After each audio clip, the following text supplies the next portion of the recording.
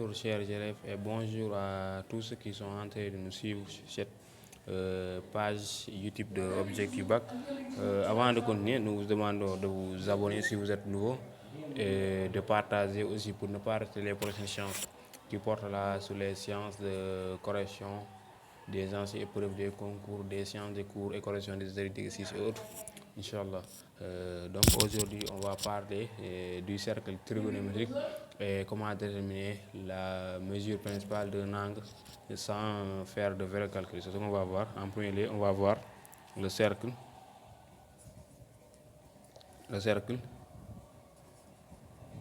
trigonométrique. Ensuite, mesure principale. Comment déterminer la mesure principale d'un angle. Ce que nous allons voir. Maintenant, le cercle trigonométrique est un cercle de rayon 1. Bon, je vais tracer ça à main levée. Donc ici, pour ce cercle trigonométrique là, d'abord je vais tracer un cercle trigonométrique à main levée.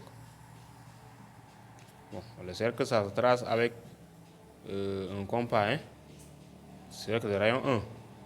C'est ça le cercle trigonométrique. Maintenant, quand vous avez le cercle trigonométrique, vous avez deux axes orientés. C'est bon, l'axe horizontal c'est l'axe des cosinus, ici c'est l'axe des sinus, ça c'est facile, hein? Très bien. Maintenant, le problème sont les angles complémentaires et les angles supplémentaires. Comment placer ça et comment déterminer? Souvent on vous dit cos de moins alpha égale cos de alpha. Sinus de pi plus alpha égale sinus de moins alpha. Ainsi de suite, ainsi de suite. Et souvent vous avez des difficultés pour maîtriser ça. Vous n'êtes pas obligé de parcariser ça, toutes ces propriétés-là, si vous avez bien maîtrisé le cercle trigonométrique. Je vais vous donner la méthode pour parcariser ça, pour déterminer tout ça, toutes ces propriétés-là, avec le cercle trigonométrique. C'est bon? Très bien. Maintenant, si j'ai un angle alpha dans le cercle trigonométrique, c'est ça l'axe des cosinus. Donc pour placer un angle orienté, je vais placer comme ça. Si ça c'est l'angle alpha. Souvent, ou bien si A est un angle d'abscisse alpha, c'est bon. Ou bien on met alpha ici, on peut mettre aussi alpha ici, pour dire que ce point-là, c'est le point du cercle qui a pour abscisse alpha. On met ici alpha, c'est bon. Très bien. Maintenant, si on a ici un autre alpha, pour déterminer le cos de alpha, on projette juste sur l'axe des cosinus. Sinus alpha, on projette sur l'axe des sinus. Si j'ai sinus et cosinus, ici c'est l'axe des sinus positif, cette partie-là. Et en bas, c'est l'axe des sinus négatif. Pour l'axe des cosinus, à droite, c'est l'axe des cosinus positif. Ici, c'est l'axe des sinus négatif. Maintenant, si j'ai alpha ici, comment placer moins alpha? Bon, c'est facile, hein? Il y a deux méthodes. Soit vous utilisez le rapporteur ou bien vous utilisez l'équerre. Bon, avec le rapporteur, c'est facile, hein? Avec le rapporteur, c'est facile, hein? Avec le rapporteur, tu mesures, tu détermines ici la mesure de alpha et tu amènes ça ici. Bon, j'avais oublié de préciser aussi que le sens positif, c'est ça. Voilà, le sens de alpha. Si alpha c'est un angle positif, moins alpha sera dans l'autre sens. C'est le sens des angles négatifs. C'est le sens-là. Ça, c'est le sens positif, l'autre sens, c'est le sens négatif. Maintenant, pour déterminer moins alpha, avec l'équerre, je prends le point qui a pour abscisse alpha et je projette. Je projette avec l'équerre, verticalement, comme ça. Ensuite, je continue la projection. Là où je coupe le cercle, là où cette droite-là coupe le cercle, c'est la droite-là coupe le cercle à un point d'abscisse moins alpha. C'est bon. J'ai ici moins alpha. C'est clair pour tout le monde, moins alpha. Et le point d'abscisse moins alpha, c'est ici. Le point d'abscisse alpha, c'est ici. C'est clair? Donc j'ai ici alpha et moins alpha. Si vous regardez bien, alpha et moins alpha ont le même cosinus. Vous avez vu ça? Ça, vous pouvez tracer ça, c'est une droite. C'est bon. Ensuite, comment déterminer pi moins alpha? Pour déterminer pi moins alpha, ou bien le point qui a pour abscisse pi moins alpha, pour placer le point qui a pour abscisse pi moins alpha, je prends ici alpha et je projette ça verticalement aussi. C'est bon. Je projette ça avec l'équerre, perpendiculairement avec l'axe des sinus, comme ça. Voilà. Ici, je vais projeter comme ça. Ici, je vais projeter comme ça. Si vous voulez aussi, ensuite, j'ai obtenu, ici, c'est le point qui a pour abscisse pi moins alpha. Ensuite, je continue la projection ici avec l'équerre. Toujours avec l'équerre. Je suis en train de faire la main levée, mais c'est avec l'équerre. Vous voyez à tout le temps que je marque la perpendicularité pour dire que c'est avec l'équerre. C'est bon. Avec l'équerre. Ensuite, je vais relier les deux là. C'est bon. Si vous avez bien regardé, ici j'ai un rectangle. J'ai un rectangle. C'est clair. J'ai déjà alpha. Le problème c'est de placer alpha. Si tu as placé le point qui a pour abscisse alpha, le point là, je projette avec l'équerre, comme ça. Je coupe ici moins alpha. Je projette ici. Ici encore c'est perpendiculaire. Avec l'équerre. Ici avec l'équerre. C'est-à-dire je trace un rectangle seulement. Si j'ai un rectangle, ici ce point là, c'est le point qui a pour abscisse pi moins alpha. Ici, c'est le point qui a pour abscisse pi plus alpha. Vous pouvez faire comme ça. C'est bon. Ici, c'est le point qui a pour abscisse moins alpha. Maintenant, ça y est, c'est terminé. Voilà comment, si vous avez alpha, comment se placer pi moins alpha, pi plus alpha et moins alpha. Si on donne alpha dans un angle. Alpha, c'est une manière générale. Hein? C'est bon. Mais on peut vous donner, on peut prendre des mesures alpha, c'est-à-dire si alpha égale pi sur 2, alpha peut être égal à pi sur 6, ou bien alpha peut être égal à pi sur 3. Mais peu importe, c'est la même méthode. Hein? C'est bon. Aujourd'hui, donc on va démarrer par un cas général. Après, on va voir les cas, on va voir des exemples. On va prendre alpha, des valeurs pour alpha, et on va faire le travail. C'est bon. Ici, c'est le début. On va commencer ici. Je crois que c'est clair. Si ce n'est pas clair, vous pouvez poser vos questions en commentaire. C'est bon. Très bien. Maintenant, on va voir les relations qui lient cos de alpha, cos de moins alpha, cos de alpha, cos de pi plus alpha, et ainsi de suite, et ainsi de suite. C'est bon? Très bien. D'abord, on va voir alpha et moins alpha. Ça, c'est facile. Maintenant, si vous avez bien maîtrisé ça, j'insiste sur ça. Parce qu'un élève qui a maîtrisé ça, qui a bien maîtrisé ça, il n'est pas obligé de parceriser les propriétés là. Cos de alpha égale cos de moins alpha, et ainsi de suite, et ainsi de suite. Non, non. Anyway, non, non. Tu n'es pas obligé de faire ça. Hein? C'est bon? Très bien. Maintenant, si j'ai ici un alpha et moins alpha, pour déterminer cos de alpha, on fait quoi? On projette sur l'axe des cosinus. C'est ici. C'est le point qui est ici, qui est le cosinus alpha. Pour déterminer cosinus de moins alpha ici, je projette sur l'axe des cosinus. Vous voyez, on a le même point. Cos de alpha, alpha et moins alpha ont le même cosinus. C'est le même point là. C'est le même point là qui est le cosinus des deux. Donc, c'est pourquoi on dit égal cos de moins alpha. Je crois que maintenant vous avez compris d'où est-ce que ça vient. Et maintenant, cette méthode-là, c'est la méthode des rectangles. Donc, maintenant, ça reste quoi? Sinus de alpha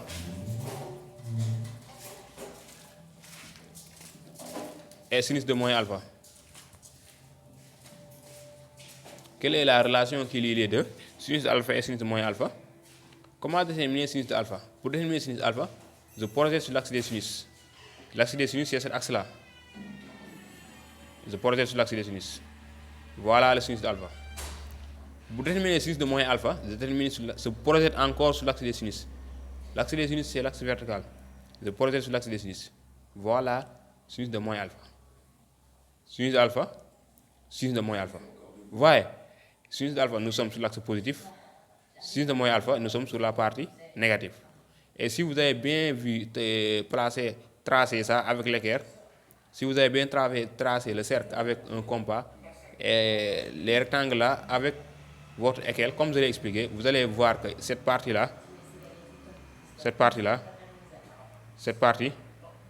le sinus de alpha c'est ici, cette partie est égale à cette partie. Est-ce qu'on va dire sinus de alpha égale sinus de moins alpha? Est-ce que c'est ce qu'on va dire? Non, non, parce que les deux sinus ont le signe contraire. Ici sur l'axe positif, l'autre est sur la partie négative. Donc sinus de alpha égale sinus de moins alpha. C'est bon. C'est pourquoi on vous dit en leçon, dans les leçons que sinus de alpha égale. Je crois que c'est clair. Bon, sinus de alpha égale sinus de moins alpha, ou bien vous pouvez dire moins sinus de alpha égale sinus de alpha. Ça c'est mathématique. Hein? Multiplié par moins, ça ne change rien de cette propriété. Je crois que c'est clair jusqu'à présent. Maintenant, on va voir la relation qui lie pi moins alpha et alpha. D'abord, pi moins alpha et alpha, on dit que ce sont des angles supplémentaires. Parce que quand vous faites pi plus alpha, Quand vous faites pi plus alpha, hein, non, pi point alpha, on dit que pi moins alpha et alpha sont des angles supplémentaires. Quand on fait pi moins alpha plus alpha, si vous additionnez les deux angles là, vous obtenez pi. Donc, ce sont des angles supplémentaires. On dit que deux angles sont supplémentaires si leur somme donne pi. Si je trouve pi, je dis que les deux angles sont supplémentaires. C'est bon. Deux angles sont supplémentaires si leur somme est égale à pi. Deux angles sont complémentaires si leur somme est égale à pi sur 2. Je crois que ça c'est clair. Maintenant, on va voir la relation qui lie pi moins alpha et alpha. Bon, d'abord pour leur cosinus. Pour leur cosinus. C'est bon, pour les cosinus, d'abord, qu'est-ce qu'on va voir? Si j'ai... Bon, comment déterminer? D'abord, sinus de pi moins... Comment déterminer sinus de alpha? Je projette sur l'axe des sinus. L'axe des sinus, c'est ça. Donc, sinus de alpha, c'est ici. Et comment déterminer sinus de pi moins alpha? Pi moins alpha, c'est ici. Donc, je projette aussi sur l'axe des sinus. C'est bon. Je prends le point qui a pour abscisse alpha. Je projette sur l'axe des sinus. Je prends le point qui a pour abscisse pi moins alpha. C'est ce point-là. Et je projette sur l'axe des sinus. Vous voyez que pi moins alpha et alpha ont le même sinus. Ont le même sinus. Donc, on dit que sinus de pi moins alpha égale sinus de alpha. Deux angles supplémentaires ont le même sinus alors. C'est bon. Je suis en train de faire la démonstration des propriétés du cours. Les propriétés qu'on vous a données dans le cours, je suis en train de faire la démonstration de ces propriétés-là. C'est bon. Maintenant, on va voir la relation qui lie cos de pi moins alpha et cos d'alpha. Comment déterminer cos de alpha? Pour déterminer le cosinus de alpha, je projette le point alpha sur l'axe des cosinus. Je suis ici. Voyez, cos de alpha est sur l'axe positif. Et cosinus de pi moins alpha est sur l'axe négatif. Et cette partie-là est égale à cette partie-là. Si vous avez bien fait le travail, tracez le rectangle et le cercle avec le compas. Cette partie-là est égale à cette partie-là. Et cos de alpha est sur l'axe positif. Cos de pi moins alpha est sur l'axe négatif. C'est pourquoi dans le cours, on vous a dit que cos de pi moins alpha égale cos de alpha égale à moins cos de pi moins alpha. Ou bien cos de pi moins alpha égale à moins cos de alpha. Ça, c'est la même chose de dire que cos de alpha égale moins cos de pi moins alpha. Ces deux-là, c'est la même chose parce que c'est la mathématique. Hein? Je prends cette première et je le multiplie par moins partout, j'obtiens le deuxième. C'est bon. Je suis en train de faire la démonstration des propriétés. Hein? C'est bon. Maintenant, on va voir la relation qui lie. Ça reste quelle relation? Pi plus alpha et alpha. Cos de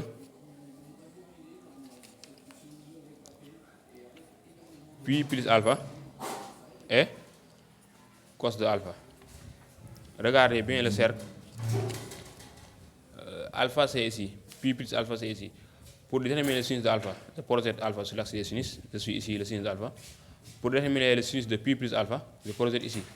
Je suis sur l'axe des sinus négatifs. Et si vous avez bien fait le travail, vous allez vous mesurer cette partie-là et cette partie-là. Vous allez voir que c'est la même chose. Donc qu'est-ce qu'on va dire? On va dire que le sinus de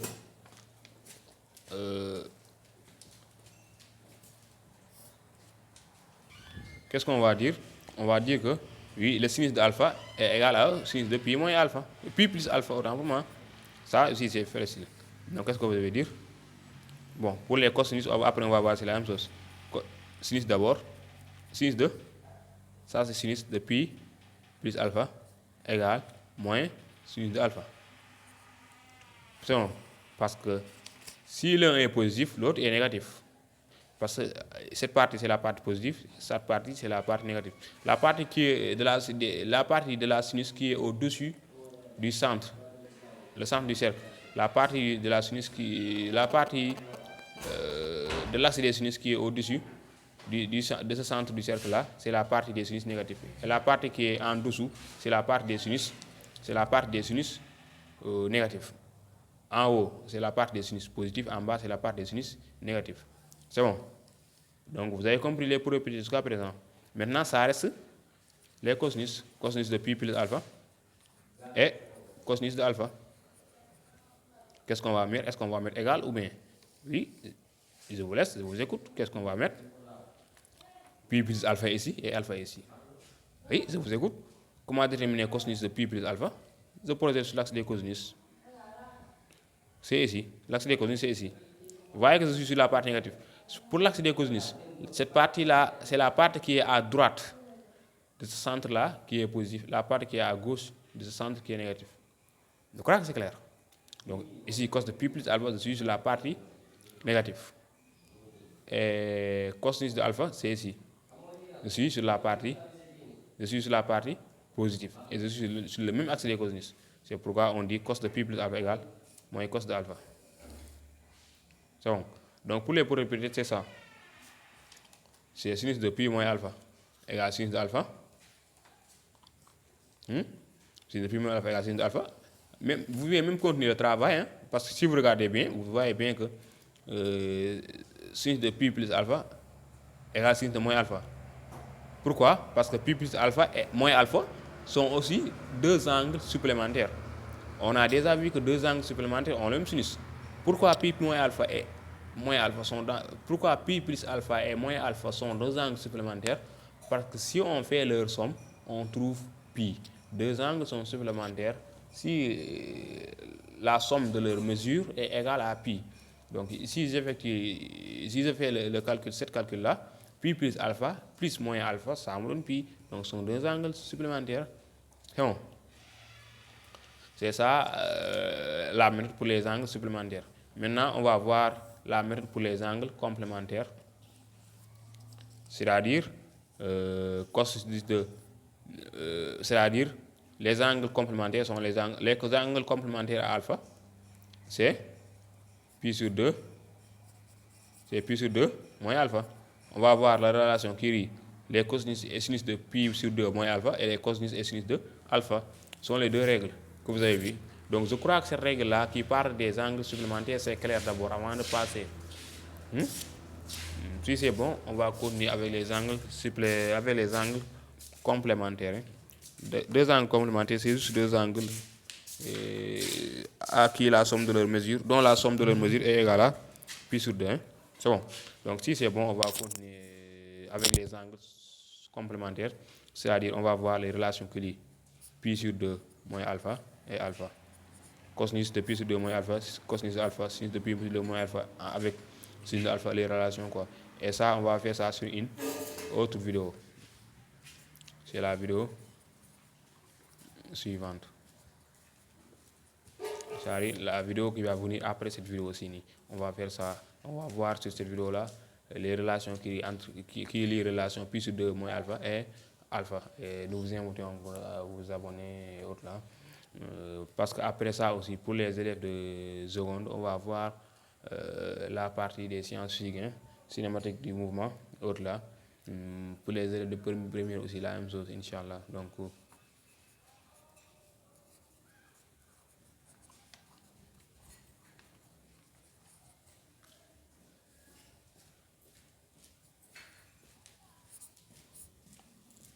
pouvez poser vos questions en commentaire, Inch'Allah.